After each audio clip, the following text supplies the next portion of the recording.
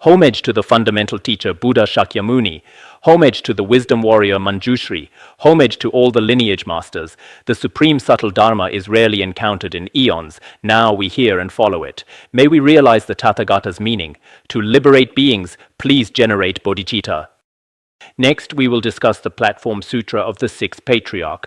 Earlier, we mentioned the Bhikshuni Wujinzang studying the Nirvana Sutra. The karmic connection between the Sixth Patriarch and her has already been covered. Actually, there are various figures within the Platform Sutra. These different individuals practiced different dharmas. Some recited the Vajra Sutra, while others recited the Shurangama Sutra. Some read the Lotus Sutra, and others the Nirvana Sutra. Among these figures, there are practitioners of various Dharma gates. From this, we can see that in Chinese Buddhism, the Chan school, including the Tiantai school and other traditions, should all be integrated without conflict. Today, we discuss the following. The monk Fahai was a native of Kujiang in Shaozhou. When he first visited the Patriarch, he asked, "This mind is Buddha. I pray for your guidance." Next, we will speak about a master named Fahai. In fact, Master Fahai was the compiler of the Platform Sutra. He was very famous during the Tang dynasty, and many records state that if Master Fahai had not recorded the Platform Sutra back then, future generations would have had no way to see this precious scripture. So he has shown great kindness to all of us. As I mentioned a few days ago, for any great master, if there are very capable disciples under them, whether a group of brilliant students or just one or two who use their wisdom to record the Vajra speech of their master, this becomes incredibly precious for posterity. It was because Master Fahai recorded the Platform Sutra at that time that we have this classic today. Of course, some people nowadays mention Master Fahai and associate him with the character in the legend of the White Snake. But this character is completely different from the historical figure. Over the last few years, this has been circulating on the internet. Once I specifically posted on Weibo saying that worldly entertainment should not cross the line and tarnish the pure face of Buddhism, because many people today, for a while last year, there was a song called Fahai Doesn't Understand Love. This song attracted a great deal of attention. Later, it even became known as the Fahai incident. Why was that? It was because the way it treated Buddhism. Well, you might have seen various versions of the legend of the White Snake on television or in movies. It is a form of drama, a fictional story. It depicts Fahai as if he had destroyed the romance of the White Snake. So when people watch it, they feel Buddhism is too cruel, that such a beautiful romance could be destroyed by his magic and religious stance. Actually, this is completely unreasonable. There is no such thing in Buddhist history. It is just that later generations relied on what are essentially fabricated fictional novel structures to mythologize it. It is a work of fiction. When certain films or documentaries today cause harm to Buddhism, it is not right for Buddhists to remain silent. Everyone assumes Buddhism is all about compassion, as if compassion can be trampled upon. If it were Christianity, Islam, Judaism, or any other faith, should any individual or doctrine of that religion was evaluated with contempt by the government or the media, their followers would likely stand up immediately. I am not saying that Buddhists must form organizations to oppose the government, but many individuals and groups now assume that Buddhists will not say anything, so they often distort and twist things that never even occurred in Buddhist history. Because at that time, people were saying that Fahai's interference was actually destroying families and society. They claimed that Buddhism must be very cruel and inhumane, lacking any sense of humanity, and so on. In truth, all such claims are completely groundless. A few people simply parrot others and follow the crowd, leading to many irrational conclusions. So for us Buddhists, while we do need a heart of compassion, in unreasonable situations, we should convince others with logic and reason. No matter who said it, we must speak out. Otherwise, it seems that among the world's religions, Buddhism is often the most discriminated against. If any monastic behaves improperly, people feel free to insult the faith publicly, yet the relevant departments never voice any opposition. I feel that Buddhism is being too weak. As mentioned in the 2 Rules of Social Custom, some people truly possess vast compassion and practice the equality of self and others, but for others, their character is just fragile, and they don't care if they are trampled upon. This is not a state of practice, nor is it the philosophy of Mahayana Buddhism. Therefore, in certain circumstances, we Buddhists also hope that when faced with unreasonable insults or discrimination, we should directly confront them with facts, debate, and discussion. This is very much necessary. Returning to Fahai, he was a native of Kujiang, Shaozhou. When he first began his studies and met the 6th Patriarch, many awakened masters in the Chan tradition often held the view that this mind is Buddha. This is a core instruction of Chan. The mind itself is Buddha. So, when Master Fahai encountered the 6th Patriarch, he asked what this mind is Buddha actually means. "I pray for your guidance, Master. How can the mind be Buddha?" The Master said, "With the prior thought not arising, it is mind. With the subsequent thought not ceasing, it is Buddha. Defining all forms is mind. Being free of all forms is Buddha." If I were to explain fully, I could not finish in an eon. Listen to my verse. He said that this mind is Buddha means when our thoughts arise and any dualistic thinking is produced. Suppose a thought of faith or hatred arises. We should observe it. At that moment, I look at the thought that is being generated. In Buddhism, specifically in Tantric teachings, we talk about the origin and destination of the mind. Where does it come from? At that moment, the mind cannot be found. In fact, the preceding thought has never truly arisen. This is called mind. Since it has never arisen, it cannot abide in the middle, nor can it cease at the end. This is Buddha. This method of instruction is slightly different from Tantra. In Tantra, there are practices to recognize the nature within the present thought. Yet here it is called mind because it is unarisen, and Buddha because it is unceasing. The essence of mind is originally birthless and deathless, so this mind is Buddha is perfectly valid. It can also be said that it is called mind as it defines all forms, and Buddha as it is free from all forms. In the Vajra Sutra, it is often mentioned that forms are identical to the absence of forms. There are such expressions. Form is not different from emptiness, and emptiness is not different from form. It is the same principle, because all phenomena in the relative world are formed by appearances. This level is what we call mind. When observing its essence, these appearances have never existed. Being free from all conceptual elaborations and forms is what we call Buddha. In fact, the truth that enlightenment is affliction, or mind is Buddha, contains many pith instructions in the Chan school, known as pointing out instructions in Tantra. If I were to explain fully, if I used these principles to explain to you the principle of this mind is Buddha, I could never finish explaining it all. Next, he uses a concise way to summarize it in the form of a verse. He gives a brief and essential instruction. What does he say here?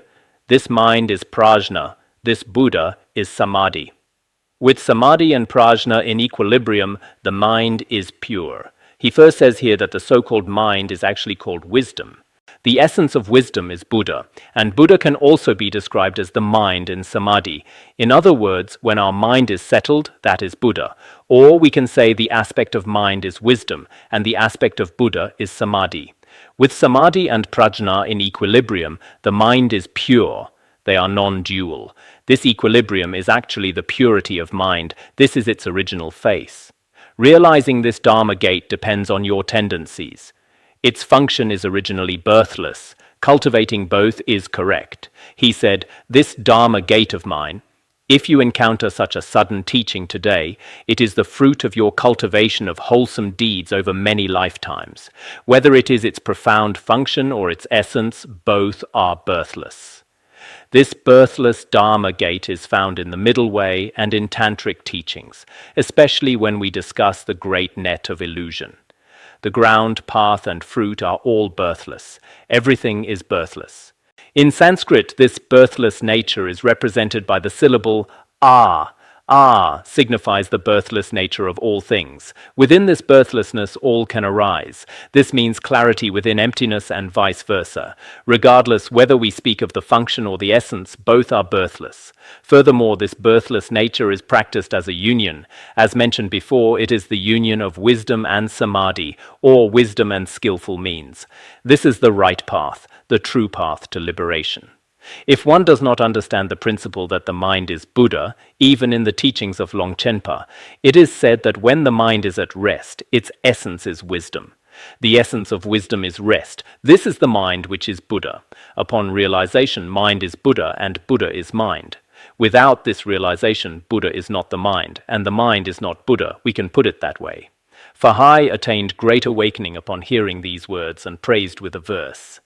Forget actual awakening, sometimes even the words are difficult for us to explain, but the profound Chan and Tantric teachings are truly of great help to the mind. If we remain preoccupied with external material things, liberation will remain very far away. Although other types of worldly knowledge may be indirectly beneficial to our liberation, it is much more important to observe the mind directly. Fahai awakened instantly upon hearing those words. He began to praise the sixth patriarch and his Chan teachings by sharing his verse of awakening. The mind originally is Buddha. Not awakening, I disparaged myself.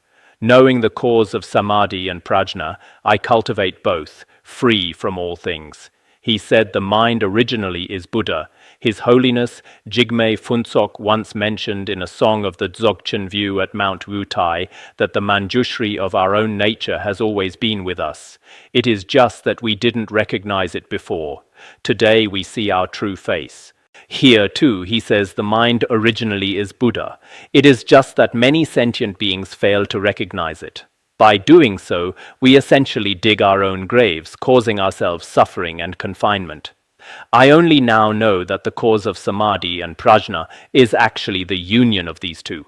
That is, the union of essence and function, wisdom and skillful means as non-dual. This state of realization is far removed from all material things. Whether substantial or insubstantial, nothing at all abides before the mind.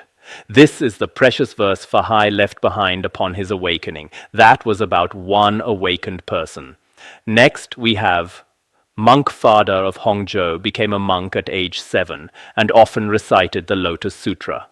When he bowed to the Patriarch, his head did not touch the ground. He became a monk at age 7. He had been a monk since childhood. Actually, entering the monastic life from a young age can be very beneficial. If one becomes a monastic as a child, they are often free from many of the world's defilements. But nowadays, for many people, I often request that they finish primary school, middle school, and university before considering becoming a monk or nun. However, once they have finished university, many of them no longer choose to enter the monastic life. I suppose that is just how it goes. Sometimes I consider that if one enters monastic life as a child, by the time they reach a certain age, since they have not witnessed many of the realities of society, they might not truly cherish their path. This situation also exists. But whether in the Han region or Tibetan areas generally, there are many who entered from a young age, either at 7 or in their teens. He was very young and had not yet entered the worldly life when he began his monastic life at 7. He frequently recited the Lotus Sutra. The Lotus Sutra for attaining Buddhahood and the Shurangama Sutra for enlightenment. There is such a saying in the Han region. As he recited the Lotus Sutra toward the end of it, many merits of reciting the Lotus Sutra are mentioned. I had thought about teaching the Lotus Sutra before, but all along, perhaps in this lifetime, I do not know, the karmic conditions may not be there. When Master Father came before the sixth patriarch to perform a prostration, it was likely only a superficial gesture. He was somewhat arrogant. His full body did not touch the floor, and his head did not reach the ground. He probably just bowed slightly, making a simple gesture of greeting as a prostration. The patriarch scolded him. A bow without the head touching the ground is worse than no bow at all. There must be something in your mind. What have you been practicing? The sixth patriarch began to rebuke him in a stern tone. If you prostrate, you should do it properly, with full respect and sincerity. If you act like this, prostrating only on the surface without letting your head touch the ground, then it is better not to prostrate at all. You might as well just stand there. Why bother doing this in front of me to make me upset? He said, It seems there is definitely something in your heart, pride. From what habitual tendency did this arise? What exactly is it? You should be clear about this yourself. Indeed, humans are sometimes like this. Some may be intellectuals. Others feel as though they have some status. Some have some wealth, while others have handsome features. In fact, among us humans there are all kinds of arrogance and vanity. It can be clearly seen from one's expression. Generally speaking, such a person's prostration is not one of utmost reverence, especially those with even a bit of status. They put on such grand airs. On the surface, whether walking or speaking, even when prostrating before a Buddha statue, they still carry a sense of superiority. I have seen many people of all kinds. The master then said to the monk, There is definitely something in your heart. It's preventing you from bowing down. There is certainly something there. Father said, I have already recited the Lotus Sutra 3,000 times. He said, The thing in my heart is not anything else. From the age of 7 until now, I have already recited the Lotus Sutra 3,000 times. He must have thought quite well of himself, reciting the sutra every single day. He admitted it, believing this was the reason for his behavior. He said, I am indeed a bit arrogant, and the main reason is my recitation of the Lotus Sutra. The master said, If you recite it 10,000 times and grasp its meaning, without feeling superior, then you may walk with me. Now you are burdened by this work and unaware of your fault. Listen to my verse. The great master Huineng said, Never mind 3,000 times, even if you had recited the Lotus Sutra 10,000 times. If the arrogance in your mind stream has not been destroyed, and you have not mastered the meaning of the sutra, you are still a long way from my state of realization. I cannot even begin to speak with you. Even if you read it 10,000 times, if you are truly far from the sutra's meaning, it is impossible for us to walk the same path. We cannot share a common language. Therefore, looking at your behavior today, furthermore, you are completely unaware that your fault is very serious. Therefore, I will now give you a verse to rebuke you or strike at the heart of the matter. The sixth patriarch then began to recite this verse. Bowing is originally to break the banner of pride. Why does your head not touch the ground? With self, sin arises. By forgetting merit, your blessings will be incomparable. This is also mentioned in the words of my perfect teacher. The act of prostrating is, in fact, to strike down the victory banner of pride, because prostrating is meant to prevent you from being arrogant. This is very important. If you are arrogant, then no merit can be achieved. The Buddha said in the Kashyapa Parivarta Sutra, which is a very important scripture, if one is greedily attached to the precepts and other merits, if one is attached to the idea that they possess pure precepts or other merits, or is arrogant due to extensive learning, I call them an outsider. Or if one considers themselves very remarkable due to being widely heard and learned, the Buddha has actually said that such a person is no different from an outsider. Some believe their discipline is very pure. Some think they are very knowledgeable and possess great wisdom. Some believe their professionalism is very high. Nowadays, those with even a little expertise, level, or ability all have pride within their hearts, which is very unfortunate. Bowing should have subdued your banner of pride.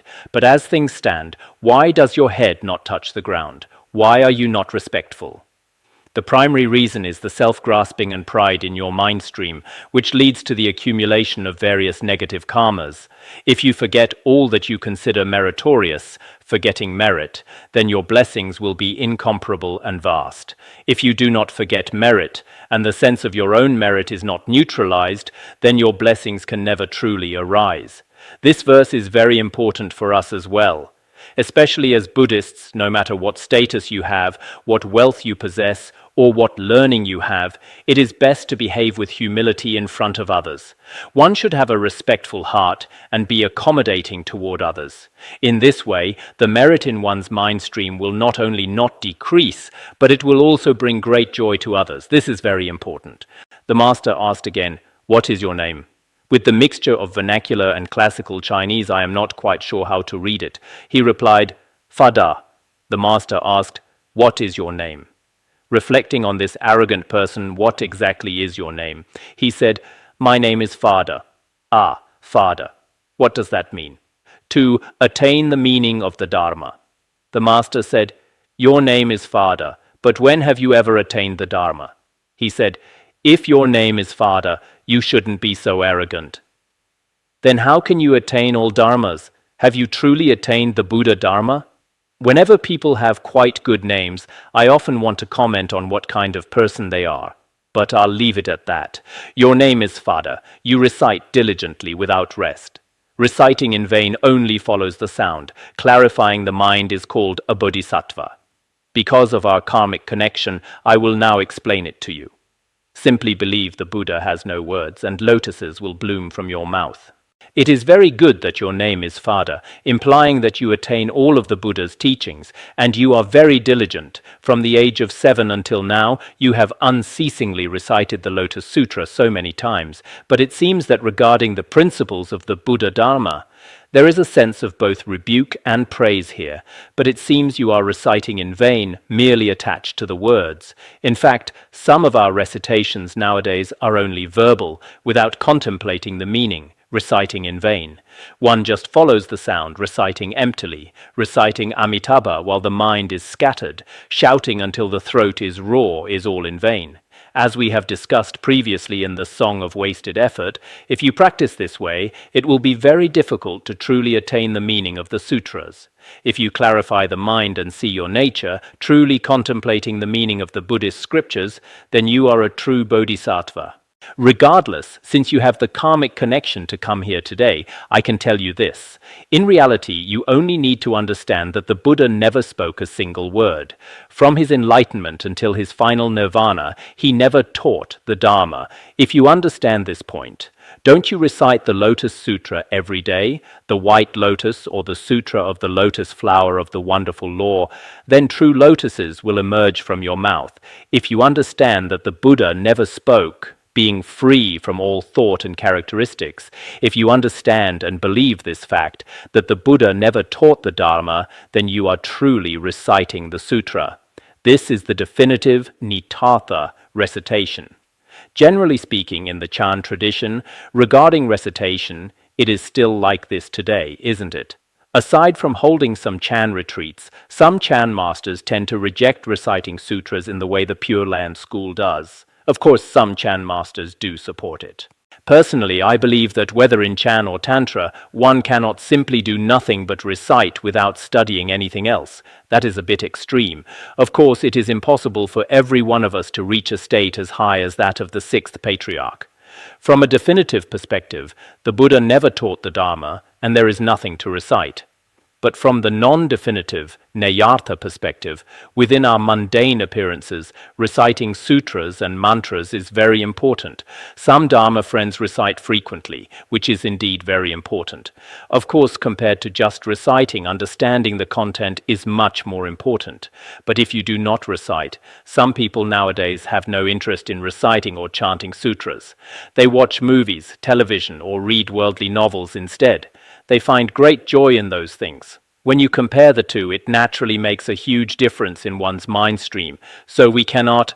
I heard some of our Dharma friends say the other day, since the Chan school is like this, what is the use of daily recitation? What is the use of the 5 preliminary practices? This is the view of someone with inferior faculties because they haven't understood the true meaning of the sutras. They have not understood the fundamental meaning of the platform sutra of the 6th Patriarch. In fact, he is not refuting mundane roots of virtue here, but indeed in the state of meditative concentration and also in our tantric teachings. When one reaches the highest state, there comes a time to let go of everything of the body, speech, and mind, including wholesome actions. But that level of realization is extremely high. For now, we still need to recite sutras. Reciting the Lotus Sutra should be fine. Fada, hearing the verse, repented and said, "From now on, I will be humble and respectful to all. I have recited the Lotus Sutra without understanding its meaning, and doubts often remain in my mind. Master, your wisdom is vast. Please explain the principles within the sutra. It continues like this. He said with deep regret, "From this day forward, I will surely be humble and respectful to everyone. Previously, I recited the Lotus Sutra many times, but I truly did not know its content. Moreover, my heart was often filled with all kinds of doubts." In the process of reciting, he had various doubts about the meaning of the sutra. Therefore, today, Great Master, Sixth Patriarch, could you please give me a brief overview of it? What exactly does the Lotus Sutra say? I've already recited it 3,000 times, but I still don't know what it says inside. Could you explain it to me? He is quite amusing. He doesn't even understand the general meaning. However, the Sixth Patriarch of Chan was illiterate. This will be mentioned later as well. The master said, "Fada, the law, Dharma, is very attained, Da, but your mind is not. The sutra is originally without doubt. Your mind doubts itself. As you recite this sutra, what do you take as its core principle?" He said, "Fada," which literally means attaining the Dharma. But indeed your name does not quite match the reality. As it turns out, you know nothing of the Buddha Dharma. Your mind has not attained the Dharma. Therefore, your name does not correspond to the true meaning. However, he said that the Buddhist sutras originally, in their meaning or words, there would fundamentally be no point of doubt. It is primarily your own mind that produces doubt. This is important. Everyone should remember this. In fact, many people nowadays wonder what the content of the Buddhist sutras is actually like, producing doubts and wrong views. In reality, the Buddhist sutras themselves do not have faults or points of doubt that cannot withstand investigation. It is mainly due to the defilement of one's own mind. Some people also produce doubts regarding the views or wisdom of certain masters. In truth, for a genuine spiritual friend, when they have attained the meaning of the sutras, there will absolutely be no points of doubt. However, it is primarily because one's own wisdom has not yet reached the state of the master, the Buddhas, or Bodhisattvas. One then finds it impossible to understand the meaning. Such cases exist. Therefore, the sutra is originally without doubt. Your mind doubts itself. This point is very important. It is crucial for us to apply some of the fundamental verses from the Platform Sutra to ourselves. He spoke in this way. As you recite this sutra, originally, this sutra doesn't need to be doubted. You have recited so many sutras. What do you think the Lotus Sutra is actually about? What is its core doctrine? What is its underlying intent? Da said, "Your students' faculties are dull. I have only ever recited according to the text. How could I know its core intent?" He said, "I myself have always had rather inferior and dull faculties. I don't know at all. I have only ever recited this sutra every single day. I have no idea what its intent is." The master said, "I do not recognize written words. Try taking the sutra and reciting it once. I shall explain it for you." He said, "Well, if you don't know, I don't recognize characters either. So I have no way of knowing exactly what is said in the Lotus Sutra." The two of them are quite funny.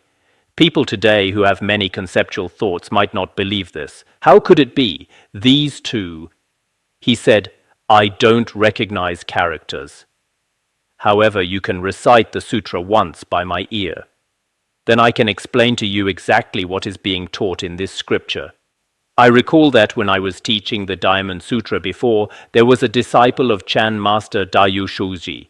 This should be mentioned in Diamond Cutter the Day You Get Strong. Please take a look at it when you have the time. His disciple recited the Diamond Sutra about 100 times every day. He was extremely diligent, reciting it 100 times a day. But later, Master Dayu Shuji asked him what the sutra was about. He replied, "I don't know either. I just really enjoy reciting it." Then the master said, "Why not first try to understand the content? Once you understand it, it's fine even if you recite it less." He then followed his master's advice and began to study it. He contemplated the meaning and recited the Diamond Sutra once daily. It went from 100 times a day to just once. As he continued reading, one day he came to the part, "Should thus know, thus see, and thus believe." At that very moment, he attained complete enlightenment. So, our understanding of the sutras is sometimes like my own experience. I have been reciting the Liberation Upon Wearing for over 10 years, but the content of this text is indeed very difficult to grasp. When His Holiness taught it before, it seemed relatively clear, but because its terminology is so very unique, I basically don't understand it when reciting in Tibetan, yet I do it daily. The chanting the names of Manjushri was also very hard to understand. Nonetheless, I have always maintained great joy and reverence. It is the same when we recite the prayer of Samantabhadra. When it's explained, perhaps everyone understands it clearly, but when reciting it, whether in Tibetan or Chinese, it isn't actually that easy to understand. Manjushri with his brave, fierce wisdom, Samantabhadra likewise so. What this truly means might be quite difficult for many people, but in fact, if we master the meaning while reciting, the merit gained is even greater. He said, "I don't know the text and am illiterate. Please recite for me." When the sixth patriarch visited Bhikkhuni Wujinzang, she would recite the Nirvana Sutra into his ear.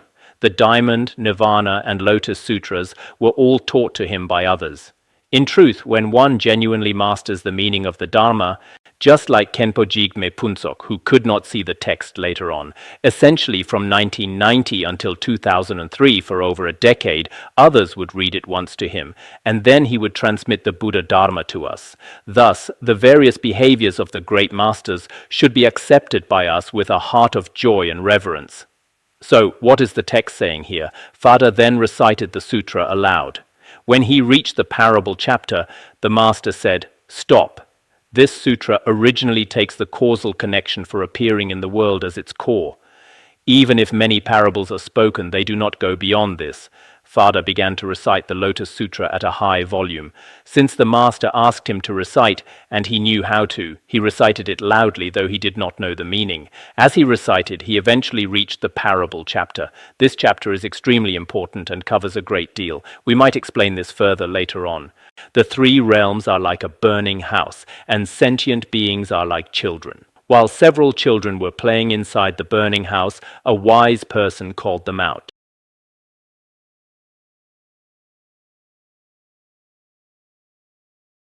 He lured them with goat carts, deer carts, and ox carts. Eventually, they successfully left the burning house. The Lotus Sutra mainly teaches that the three vehicles ultimately merge into one. There should be a metaphor for this later, which is very important. As he recited and reached the parable chapter, the master told him to stop reciting for now. This sutra is known as an important causal condition for appearing in the world. The most vital cause for the Buddha to teach this Dharma is explained here. Furthermore, all of these are illustrated with many parables. None of these parables go beyond the scope of Chan or the causal conditions we are discussing here. What is the causal connection? The sutra says, "All Buddha world-honored ones appear in the world only for the sake of one great causal matter."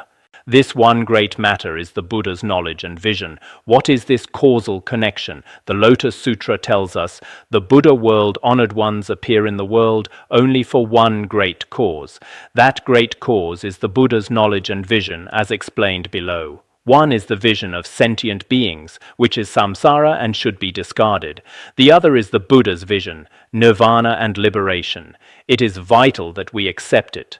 A truly wise person can master the real meaning within a single sentence. For instance, the Udanavarga also states, "The wise seek a single phrase and manifest limitless meanings. The foolish recite 1,000 phrases without understanding the meaning of one." So, here we are also speaking of one great matter. What is most important in the Lotus Sutra? It is this causal connection. And what is this causal connection? Worldly people are deluded by external appearances and internal emptiness. If they can detach from appearances while in them and from emptiness while in it, then they are not deluded internally or externally. If they realize this Dharma and their mind opens in a single thought, that is to open the insight of the Buddha. Next, It explains what kind of causal connection this is. Worldly people cling to external forms, and some cling to internal emptiness, like some who have studied tenets of various schools and cling to mere emptiness. If one has detached from form while in form, and from emptiness while in emptiness, clinging neither to emptiness nor to form, and if all internal and external phenomena are approached without delusion, mastering this point is called opening the Buddha's knowledge and vision. Chan often speaks of realizing one's nature or seeing the Buddha in the mind. In Tantra, we often call this attaining Buddhahood in this very body. This and opening the Buddha's knowledge and vision actually mean the same thing. For us, ordinary sentient beings at present, recognizing one's own nature can be said to be seeing the Buddha. Buddha means enlightenment. It is divided into 4 stages: opening, showing, awakening to, and entering the knowledge and vision of awakening. The 4 words opening, showing, awakening, and entering are here. First, guidance and pointing out are needed, followed by one's own awakening and entry. These are the 4 stages. These 4 stages are not explained separately here, but in fact, they are the same as what we call hearing, contemplating, and practicing. In the case of hearing, contemplating, and practicing, one first needs the teaching, then contemplates it personally to realize the truth, and then enters into it. This is similar to what we mentioned earlier about armored practice, engagement practice, accumulation practice, and definite emergence practice. The meanings should be quite alike. If one can awaken and enter upon hearing the teaching, then the original true nature will be realized and made manifest. First, through the teachings of great masters, we recognize the nature of the mind and awaken to it. Once the original face of one's own mind has been recognized, then in the state of subsequent attainment, it is logical for everything to manifest. Be careful not to misinterpret the sutra's meaning by thinking opening, showing, awakening, and entering are for the Buddha's vision alone, and we have no part in it. We must never misunderstand the meaning of the sutra, whether teaching others or for ourselves. Regardless, the stages of opening, showing, awakening, and entering the vision of enlightenment. Enlightenment also means Buddha. So it is also correct to say opening, showing, awakening to, and entering the Buddha's knowledge and vision. At that moment, one knows that one's own vision is the Buddha's vision. We are completely the same as any other sentient being, as it is said in the Tathagata Garbha Sutra, as is my Tathagata nature, so is the nature of all sentient beings. Teach and transform them to be pure, so they may quickly attain the unsurpassed way. Through genuine teaching, sentient beings are guided to recognize their own original nature, which they had not recognized before. In a very short time, they will attain the unsurpassed way. To hold such an interpretation is to slander the sutra and disparage the Buddha. If he is already a Buddha and possesses that vision, why would it need to be opened? If you think that you do not possess the self-nature Buddha, then that is slandering the scriptures and disparaging the Buddha. You should know that every single one of us is endowed with Buddha nature. You should now believe that the Buddha's vision is just your own mind. There is no other Buddha. So we should understand for ourselves that the Buddha's vision is indeed our own mind. Aside from this, there is no other Buddha. All sentient beings obscure their own light and crave sensory environments. Disturbed by external conditions and internal turmoil, they willingly submit to being driven, thus troubling the world-honored one to rise from samadhi. With all kinds of earnest words, he urges them to cease and not seek externally, for they are no different from the Buddha. Thus it is called opening the Buddha's vision. He says here that for all sentient beings, the light of their self-nature has been obscured by ignorance in the world of appearances. Sentient beings crave external objects, and due to external conditions and internal afflictions, they experience various kinds of suffering and turmoil. The world-honored one was thus moved to rise from samadhi. Sentient beings experience all sorts of suffering and affliction. The world-honored one arose from his meditative state and manifested in various ways in this Sahar world. He earnestly urges us sentient beings to let our minds become peaceful and not seek externally, for the mind is no different from the Buddha. The Buddha has already explained this principle in various different sutras. And what is this called? It is opening the Buddha's knowledge and vision. I will briefly read through the verses here. You should read some commentaries yourselves. I haven't had time to look at them all. Perhaps some of the explanations are not entirely to my own satisfaction, but it doesn't matter. You should be fine. I also urge all people to constantly open the Buddha's knowledge and vision within their own hearts. The sixth patriarch said, I also urge everyone to emphasize again and again seeking the Buddha within one's own mind, and not to seek him externally.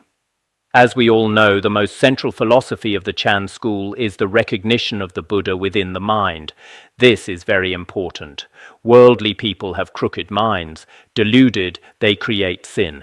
Good in speech, but evil in heart. Flattering and arrogant, they harm others and objects. They open the knowledge and vision of sentient beings. Although the sixth patriarch urges people to recognize the nature of their own minds, which is very important, worldly people, because of various wrong thoughts and conceptualizations in their minds, remain ignorant and frequently create all kinds of negative karma. They speak very well, but in reality, their hearts are particularly wicked. They often give rise to greed, anger, and jealousy, and are very treacherous and cunning, or use all kinds of flowery words to flatter others. With self-grasping and arrogance, they frequently harm the sentient beings around them. In this way, they open for themselves the knowledge and vision of sentient beings. This kind of behavior opens the vision of sentient beings, not the Buddha's vision. In other words, it becomes samsara. Actually, when the Chan school speaks of this, sentient beings who don't recognize the mind keep sinning. In this regard, the Chan school does not completely deny the act of doing evil. It doesn't say that there is no fault in doing evil. It also says that deluded sentient beings do not recognize the mind at all and say one thing while meaning another, creating all kinds of negative karma. If one can rectify the mind and constantly give rise to wisdom, contemplating one's own mind, ceasing evil and practicing good, this is to open the Buddha's knowledge and vision for oneself. If one uses right mindfulness and right awareness over the long term to give rise to wisdom, observing one's own mind and abandoning evil to practice good, this is called opening the Buddha's vision. There is a certain difference here between opening the Buddha's knowledge and vision and opening the knowledge and vision of sentient beings. So at this time, we also know the Chan school's own perspective. In reality, does the Chan school require practicing good and abandoning evil? Within the original faith, they do not exist. Just as we discuss in the Abhisamaya Lamkara, within meditative wisdom, existence and non-existence, right and wrong, good and evil, all of them do not exist. But in the state of subsequent attainment, or for ordinary people, these exist down to the smallest detail. By the same token, when the Chan school speaks of the most ultimate level, they do not exist within the nature itself. But when speaking in the face of the wrong knowledge and wrong views of worldly people, both good and evil should exist. In this way, we adopt good and reject evil based on cause and effect. Whether it's Chan, Tantra, or any other school, this must not be taken lightly. Especially for Buddhists now, the most crucial thing is for everyone to believe in cause and effect. Many young people nowadays, though they study Buddhism all their lives, basically do not believe in it. We have also discussed some of this today. Some individuals have wisdom and participate in debates, but often during the teaching process, or in the process of debating and exploring with others, they seem on the surface to not acknowledge the cause and effect of good and evil, or the blessings of Dharma protectors. That is very dangerous behavior. I hope that among us Buddhists there won't be such things. In our academy before, there were a few individuals with incorrect views. Later, I said that people with incorrect views should ideally all leave this group, otherwise they will influence many people. Moreover, these people are very articulate. As they talk on and on, some of what they say seems very reasonable on the surface. If that's the case, think about how many people they can influence. When a person has right knowledge and right view, they also influence many people around them. So the most critical thing for us now is that many people lack a foundation in study and contemplation. Because of this, Buddhists nowadays are very easily changed. As I said a couple of days ago, I'm not saying that I don't acknowledge the good behavior of some Buddhists today, but to be honest, a considerable portion of people among us Buddhists are superstitious. For these superstitious people, if you haven't studied, even if your worldly status is very high or you have immense wealth, or even if your academic degree is a doctoral student, postdoctoral supervisor or whatever, if you actually don't acknowledge basic right views of cause and effect, samsara, past and future lives, or the suffering of samsara, then it is very frightening. So what is the most basic requirement for us as Buddhists? First, your view must be correct. This is called worldly right view. Regarding worldly right view, don't think that the Chan school might not need it. In Chan, everything is established upon the mind. Even though it's established on the mind, your behavior and your heart. We can see ceasing evil and practicing good everywhere in the Platform Sutra. In reality, this is truly opening the Buddha's knowledge and vision for oneself. In every thought, you must open the Buddha's knowledge and vision. Do not open the knowledge and vision of sentient beings. It's best for you to never open the knowledge and vision of sentient beings at any time. That is samsara. You must open the Buddha's knowledge and vision. Opening the Buddha's knowledge and vision is to transcend the world. Opening the knowledge and vision of sentient beings is the worldly. Opening the Buddha's knowledge and vision is called the supramundane dharmas. Opening the knowledge and vision of sentient beings is called the mundane dharmas. Let's try not to do mundane dharmas. If you merely toil in attachment to recitation, thinking it to be your practice, how is that different from a yak loving its tail? He said to Father at the time, "It is very important for you now to adopt good and reject evil, and to establish the Buddha upon the mind. If you still want to continuously toil, painstakingly clinging to reciting the Lotus Sutra as your practice, then it is no different from a yak loving its own tail. This is also found in the Buddhist scriptures. Actually, yaks are found in Tibet, but the sixth patriarch knew of this too. It seems that a yak loving its tail is also mentioned in the Buddhist scriptures. Some commentaries say a rhinoceros loving its tail, but in the several versions I've seen, it's yak. Moreover, yaks are indeed mentioned in the scriptures. Yaks have a characteristic. They are particularly fond of their own tails. For example, if its tail gets caught on a tree and some hunters or butchers nearby come to kill it, it would rather give up its own life than let its tail be damaged. So here he is saying, if you are always very preoccupied with your own practice, it's just like a yak loving its tail, which might not be very reasonable. He was probably saying this to him in a negative sense. Of course, sometimes a yak loving its tail is actually used in a positive sense. Just like in the verses of the Bhikkhu Posada, upholding pure precepts is like a yak loving its tail. It is like the way it loves its own tail. Even if just a tiny bit of mud or a piece of wood gets stuck on it, it will shake it off with all its might. It acts this way. So for us, upholding pure precepts is also like protecting our own eyes, like a yak loving its tail. There's also such a metaphor in the scriptures. Therefore, he is saying to Father here, you should understand the mundane and supramundane, and the difference between the Buddha's vision and the vision of sentient beings should be clearly distinguished. Otherwise, if you are just painstakingly clinging to the recitation of the Lotus Sutra, it's probably not very good. There's no difference between that and a yak loving its tail, so our usual recitations and practices are also very important, but it's more important to at least roughly know the content of the sutras being recited. For example, we recite the prayer of Samantabhadra every day. All of us here know that the prayer of Samantabhadra is the essence of all the aspirations of Buddhas and Bodhisattvas. If we recite it with a selfless heart, there is inconceivable merit. Even if we can just bring to mind specific aspirations in the middle while we are reciting, the merit is also inconceivable. So in the process of studying the Chan school, everyone should also know. One should value mundane roots of goodness, but not overvalue them. For example, in some temples nowadays, there are morning and evening recitations. Beyond that, there is no actual practice or research into the meaning of the sutras. That really is no different from the yak loving its tail mentioned here. All day long, one gets up in the morning to recite, then eats and goes back to sleep, and comes back to recite again in the afternoon. Of course, reciting sutras is much better than other behaviors, but when compared to true merit, there is still a certain difference. So when you establish your practice centers in the future, on one hand you should recite sutras, but you should also study, contemplate, and practice. In this way, it truly becomes a Tathagata center for spreading the Dharma. Otherwise, it might not be very comprehensive.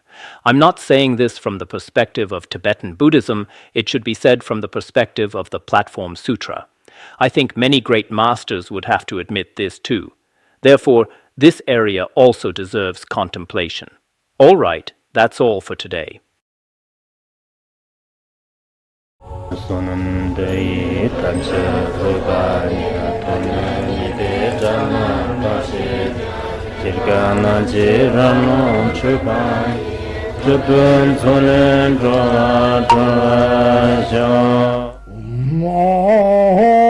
bandara badna sadarda bandara badna sadarda bandara badna sadarda